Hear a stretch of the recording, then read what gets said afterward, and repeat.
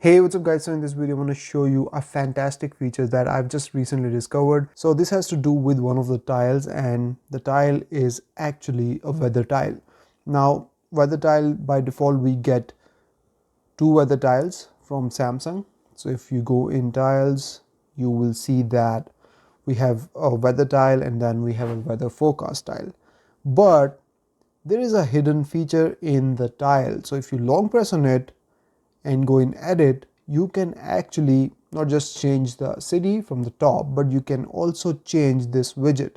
So if you tap on it, you can select between precipitation widget and another precipitation widget. Then we have fields like humidity, daily forecast, hourly forecast, sunrise and sunset, and weather insights, where it tells you about the latest weather information. So that's very cool. So now what you can do is you can have these different widgets within the weather tile and have them all as your tiles. So here you can see that I have one with the daily forecast, then I have one with the precipitation and UV index, and then I have one with hourly forecast. So you can have these multiple weather tiles with different widgets showing different information as your tiles.